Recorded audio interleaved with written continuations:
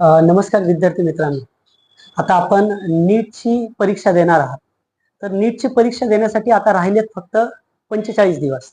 तर या पुढील 45 दिवसामध्ये आपण एक्झॅक्टली काय स्ट्रॅटेजी वापरली पाहिजे जेणेकरून आपला नीट मधला बायोलॉजीचा जो स्कोर आहे तो 330 आणि 330 प्लस राहील. तर याच्यासाठी आपण नेमकी काय स्ट्रॅटेजी केली पाहिजे याच्याबद्दल आपण या ठिकाणी आज या व्हिडिओच्या मदतीने डिस्कस करणार आहोत. एक्झॅक्टली काय केलं पाहिजे बघा. तर बायो हा स्कोरिंग सब्जेक्ट आहे. 720 मार्कापैकी 360 मार्क्स म्हणजे जनरली 50% मार्क्स हे बायोलॉजीवरती डिपेंड्स राहतात आणि एवढे मार्क्स जर घेतले तर एखाद्या विद्यार्थ्याचं BHMS BAMS चं स्वप्न देखील पूर्ण होऊ शकतं. तर नेमकी काय स्ट्रॅटेजी इथून पुढची आपली असली पाहिजे तर याच्याबद्दल आपण या ठिकाणी डिस्कस करतोय. तर बघा, बायोलॉजीमध्ये टोटल 11वी आणि 12वीचे मिळून 32 चॅप्टर आहेत. 11वीचे 19 चॅप्टर असतील, 12वीचे 13 चॅप्टर असतील, असे टोटल 32 चॅप्टर आहेत. तर या 32 चॅप्टर साठी एक स्पेशल प्लॅन असला पाहिजे तुमच्याकडे. लक्षात घ्या, सगळ्यांनी पहिल्यांदा एक काम करणं अतिशय महत्वाचं आहे की बायोलॉजीचं लाईन टू लाईन रिव्हिजन हे आतापर्यंत तुम्ही केलेलं असेल आणि तुम्ही करणं गरजेचं आहे. लक्षात घ्या. ओके, जर तुम्हाला याच्यामध्ये जर काही अडचणी असतील तर तुम्ही क्लासेसचा कंटेंट मध्ये एक मोबाईल नंबर दिलाय, त्याच्यावरती तुम्ही तुमचा हाय असा मेसेज केल्याच्या नंतर तुम्हाला ज्या ज्या चॅप्टर मध्ये डाऊट आहे त्या चॅप्टरच्या वन शॉट रिव्हिजनच्या तुम्ही नोट्स इथून मिळवू शकता. त्याचबरोबरीनं तुम्हाला जर NCERT मध्ये जर काही चॅप्टर जड जात असतील, तुम्हाला जर सिनॉप्सिस हवे असतील तर तुम्ही ते त्याच्यामधून मिळवू शकता. पण NCERT म्हणजे याला कुठलाही शॉर्टकट नाही विद्यार्थी मित्रांनो.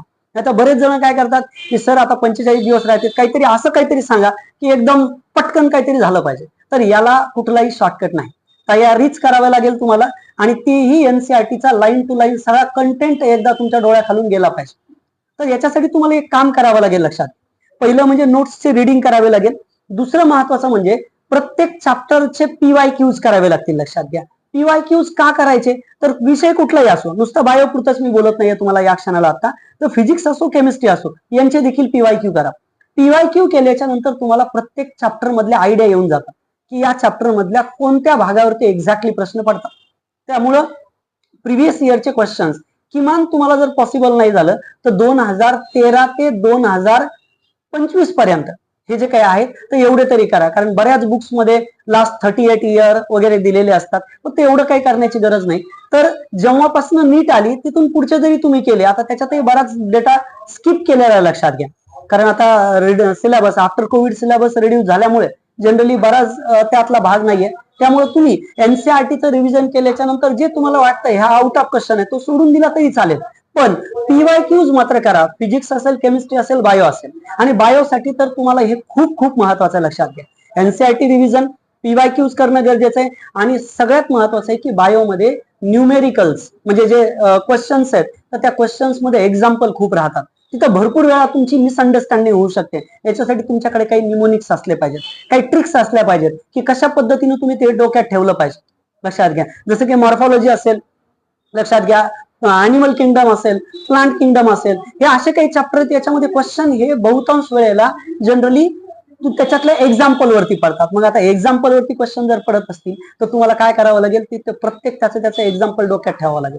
त्याच्यासाठी सुद्धा वेगवेगळ्या ट्रिक्स असतात, त्या ट्रिक्स देखील तुम्ही फॉलो करणं गरजेचं आहे.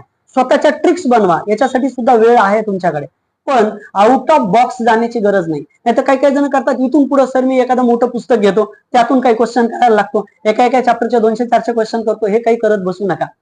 आता आउट ऑफ बॉक्स जाण्याची गरज नाहीये. NCERT, PYQs आणि त्याच्या पलीकडे जाऊन म्हणजे मी तुम्हाला आता सांगितलेले प्रत्येक भाग त्याच्यासाठी एरर नोट्स बनवा. एरर नोट्स म्हणजे काय की एखादा चॅप्टर तुम्ही प्रिपेअर करत असताना एखादा भाग जेव्हा तुम्ही डेली विकली क्वेश्चन आता हळूहळू सोडवत राहणार आहे. लक्षात घ्या, तर विकली टेस्ट मधून जे जे तुम्हाला जड जातील, लक्षात घ्या, तर ते जड गेलेल्या कन्सेप्ट वरती ज्या पॉइंट तुमचा नेहमी विसरला जातोय तो तुम्ही एक चॅप्टर एका पेज मध्ये बसेल एवढ्या शॉर्ट नोट्स बनवणं गरजेचं आहे. त्याला आपण एरर नोट्स म्हणतो. तर त्या नोट्स तुम्ही बनवल्या पाहिजेत. त्या नोट्स बनवल्याच्या नंतर काय, सपोज आता समजा तुमची एखाद्या चॅप्टरवरती एक्झाम आहे, फॉर एक्झाम्पल ह्युमन फिजिओलॉजीवरती एक्झाम आहे. आता ह्युमन फिजिओलॉजीचे 606 चॅप्टर तुम्ही चांगले प्रिपेअर केलं, पण जर तुम्ही त्याचं अनालिसिसच केलं नाही की कोणत्या चॅप्टर मधलं, बऱ्याच वेळेला विद्यार्थ्यांना जनरली मसल कॉन्ट्रॅक्शन रिलॅक्सेशनचा मेकॅनिझम असेल किंवा इकडे हार्मोनचा मेकॅनिझम असेल, अशा वेगवेगळ्या प्रकारच्या मेकॅनिझम मुलांना जड जातात. तर मुलांनी त्याच्यावरती काम केलं पाहिजे. कारण एक्झामचा मूळ उद्देश हा असतो की मागे झालेल्या ज्या कन्सेप्ट आहेत तर त्या कन्सेप्ट तुम्हाला डोक्यात राहत नाहीत, म्हणजे त्याच्यासाठी काही स्ट्रॅटेजी बनवली पाहिजे. तर ते काम तुम्हाला याच्यामध्ये मदतीने करावं लागेल, लक्षात घ्या. ओके. अजून महत्वाचं काय याच्या बरोबरीने लक्षात घ्या, शेवटचं मॉक टेस्ट जास्तीत जास्त सोडवा, लक्षात घ्या. केबीसी मध्ये आपण जवळजवळ तुम्ही जर बघितलं तर युनिट वाईज टेस्ट 10 आणि मॉक टेस्ट 20 अशा टोटल 30 टेस्टचा एक प्लॅन सुद्धा बनवलेला आहे.